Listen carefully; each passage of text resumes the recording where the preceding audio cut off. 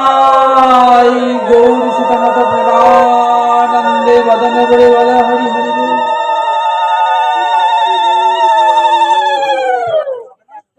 জানিতাই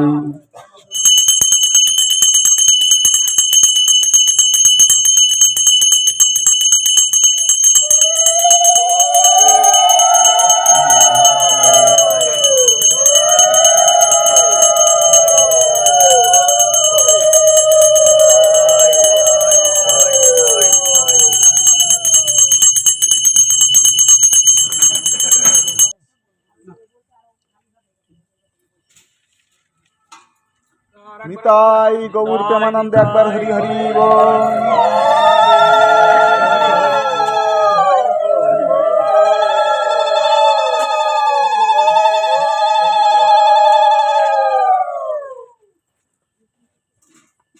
সবাইকে দিয়ে দেবে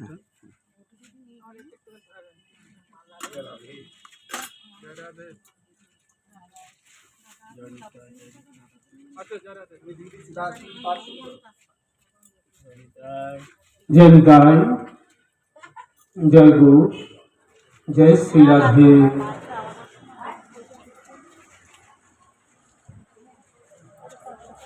कलिजुग पावन अवतार सर्वावतारे आमार गौर सुंदर और निताई सुंदर श्रीचरणे सश्रद्ध अनंत कोटि प्रणाम निवेदन करी आजकेर এই आनंद तीर्थे আমরা সমবেত হয়েছি गौर गोविंद कथा रससुध आस्वादन करब बासना निये।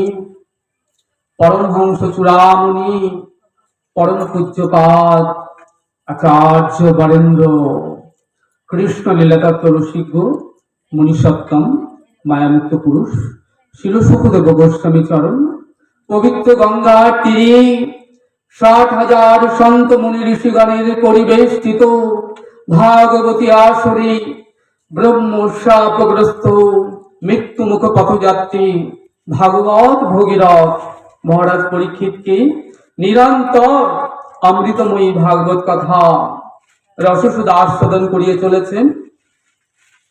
महाराज परीक्षितेर जीवनेर परमाय पुঁজি बड़ कम। सप्त दिन सप्त रात्रि श्रीमद् भागवते प्रथम स्कंद থেকে नवम स्कंद শ্রবণ করাতেই মহারাজ পরীক্ষিতের অতিবাহিত হয়ে গিয়েছেন ষষ্ঠ দিন। বাকি আছে তার জীবনের পরময় পুঁজি মাত্র একটা দিন। কি তপস্যা, কি ধ্যান, কি দান, কি পুণ্য কর্মাদি, কি তীর্থে গমন করবেন যার জীবনের পরময় পুঁজি রয়েছে একটি দিন। তাহলে কি উপায় করলে পরে এই স্বল্প সময়ের মধ্যে গোবিন্দ চরণ প্রাপ্ত হওয়া যায়, এটাই মহারাজ পরীক্ষিতের একমাত্র লক্ষ্য। তাহলে উপায় কি হবে? না, উপায় একটি, হরিকথা শ্রবণা। শ্রবণ করলেই মঙ্গল সাধিত হবে। সেই শুরু হয়েছে হরিকথা। দেখতে দেখতে 6টা দিন অতিবাহিত হয়ে গিয়েছে, এখন মাত্র বাকি একটি দিন। এখন মহারাজ পরীক্ষিত এসে বসেছেন। মহারাজ পরীক্ষিত তো হরিকথা শ্রবণ করছেন 60,000 সন্ত মুনি ঋষিগণের পরিবেষ্টিত ভাগবতে আসরে। এখানে বলছেন জগতে যদি সুখের কিছু বিষয় থাকে তাহলে সেই সুখ হলো একমাত্র হরিকথা। এই জগতে যদি আনন্দের কোনো বিষয় থেকে থাকে তাও না হরিকথা। আনন্দ দুজনের বাবা। যিনি হরিকথা বলবেন বক্তা, তার হরিকথা বলে আনন্দ, আর যারা হরিকথা শ্রবণ করতে বসেছেন তাদের হরিকথা শ্রবণে আনন্দ। আর এই যে বক্তার শ্রোতা, এই দুজনের যেখানে মিলন, সেখানে দাঁড়িয়ে আছেন আর একজন। তিনি কে? না, তিনি হলেন সচ্চিৎ আনন্দ। তিনি আমার গোবিন্দ, তিনি পরমানন্দ। যিনি হরিকথা বলবেন তার চিত্তে যদি আনন্দ না থাকে, তবে হরিকথা বলে না কিন্তু আনন্দ হবে না। আবার যারা হরিকথা শ্রবণ করতে বসেছেন, তাদের হৃদয়ে যদি আনন্দ না থাকে, তাহলে হরিকথা শ্রবণেও কিন্তু আনন্দ হবে না। তাই যিনি বলবেন আর যারা শ্রবণ করবেন, তাদের কিন্তু দুজনেরই চিত্তে আনন্দ থাকতে হবে। তাই এখানে বলছেন, কৃষ্ণ কোথায়, কৃষ্ণ কোথায়, মিষ্টি কোথায়, চিনি যেথায়। বলছেন জীবের যেমন একটা স্বরূপ আছে, স্বরূপটি কি না জীব নিত্য কৃষ্ণ দাস, তেমনি পরমেরও একটা স্বরূপ আছে। সেই স্বরূপটি হলো কি না সচ্চিৎ আনন্দময়।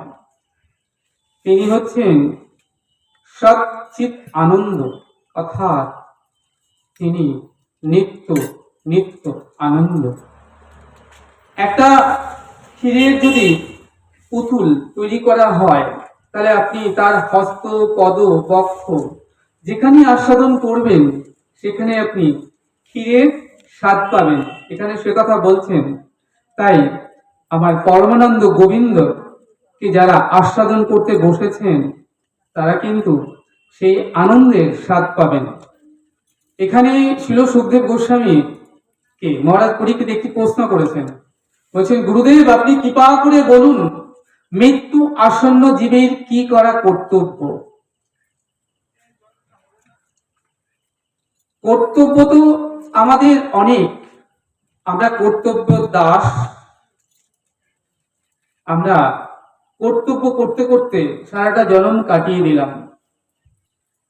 তাহলে এখানে বলছেন মৃত্যু আসন্ন জীবের কি করা কর্তব্য। সুখদেব গোস্বামীকে বলছেন মহারাজ পরীক্ষিত যে গুরুদেব আমি একা মৃত্যু আসন্ন নই। বলছেন মৃত্যু আসন্ন জীব কাকে বলে? কিং কর্তব্যস্য। বলছেন আমার কর্তব্য কি হবে? মেয় মানস্য, যে জীব মৃত্যু মুখে পতিত হয়েছেন, মৃত্যু কবলিত হয়েছেন, সে জীবের কি কর্তব্য হবে? সুখদেব গোস্বামী বড় উৎফুল্লিত হলেন এই প্রশ্ন শ্রবণ করে। সুখদেব গোস্বামীকে বলছেন যে আমি একা মৃত্যু আসন্ন নই, আমি ব্রহ্মসাপগ্রস্ত হয়েছি, আমার জীবনের পরময় পুঁজি এখনো 7 দিন গ্রান্টেড। আমি বুকে হাত দিয়ে বলতে পারবো 7 দিনের মধ্যে আমি মরবো না। কিন্তু জগতের জীব কেউ বুকে হাত দিয়ে বলতে পারবে না যে তারা আগামীকাল প্রভাতের সূর্যোদয় দেখবেই দেখবে। তাহলে গুরুদেব আপনি কৃপা করে বলুন, মৃত্যু আসন্ন জীবের কি করা কর্তব্য? এটা মহারাজ পরীক্ষিত প্রশ্ন করেছেন সুখদেব গোস্বামীকে। সুখদেব গোস্বামী এই প্রশ্ন শ্রবণ করে বড় আনন্দিত, তার বদন কমল বড় উৎফুল্লিত হলেন। বললেন উত্তম প্রশ্ন। শ্রোতার মনে যদি প্রশ্ন জাগে, তাহলে বক্তা ওই কথা বলে সুখ হয়। তাই বলছেন যে মৃত্যু আসন্ন জীবের কি কর্তব্য না, যারা উত্তরসূরি আছেন, বাড়ি ঘর জমি জমা বিষয় আশয় তাদেরকে নামে লিখে দেওয়া কি করা কর্তব্য? বলছেন মৃত্যু আসন্ন জীবের একমাত্র কর্তব্য হচ্ছে হরি ভজন করা। ব্রাহ্মণ ক্ষত্রিয় বৈশ্য শূদ্র তুমি যে কুলে জন্মগ্রহণ করো না কেন, কি করে বরণ কুল, শাস্ত্র বলেন যে কুলে তোমার জন্ম হোক না কেবলই ভকতি মূল। ব্রাহ্মণ ভগবানের মুখ কমল থেকে জন্ম হয়েছে, ক্ষত্রিয় ভগবানের বাহু থেকে, বৈশ্য জানু থেকে, আর শূদ্র ভগবানের চরণ থেকে। তাহলে এই যে 4টে জাতি ব্রাহ্মণ ক্ষত্রিয় বৈশ্য শূদ্র, শাস্ত্র বলেন তুমি যে কুলে জন্মগ্রহণ করো না কেন, তোমার একমাত্র কর্তব্য হচ্ছে হরি ভজন করা। তাহলে সম্পত্তি বলেন তুমি যে এই যে উত্তরসূরিকে তোমার সম্পত্তি লিখে দেবে বা দিয়ে দেবে বা বুঝিয়ে দেবে, তুমি কি সম্পত্তি পেয়েছো, কিছু লাভ করেছো? লাভ করলে তো বুঝিয়ে দেবে। বললেন আমরা তো সম্পত্তিই পাই নাই, আমরা যে সম্পত্তিগুলো ধরে রয়েছি সেগুলো আমাদের নয়, আসল সম্পত্তি আমরা কোথায় রেখে এসেছি। সনাতন গোস্বামী প্রশ্ন করছেন মহাপ্রভুকে, আর তার উত্তরে বলছেন মহাপ্রভু কি বলছেন না, সম্পত্তি কাকে বলে? সম্পত্তির মধ্যে সেই সম্পত্তি গুণী কৃষ্ণ প্রেম ধন আছে যার, সে মহাধনী। তাহলে ধনী কারা?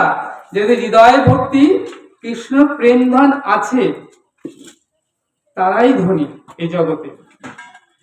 বলছেন দেখো, যার রূপ আছে তিনি রূপবান, যার গুণ আছে তিনি গুণবান, যার অর্থ আছে তিনি অর্থবান, যার বিষয় আছে তিনি বিষয়বান, তেমনি যার ভক্তি আছে তিনি ভক্ত। যার হৃদয় পাত্রটি কৃষ্ণ প্রেমে পরিপূর্ণ, অর্থাৎ যার হৃদয় পাত্রটি কৃষ্ণ রসের মধ্যে ডুবে থাকে মনমতি, তিনি বললেন ভক্ত।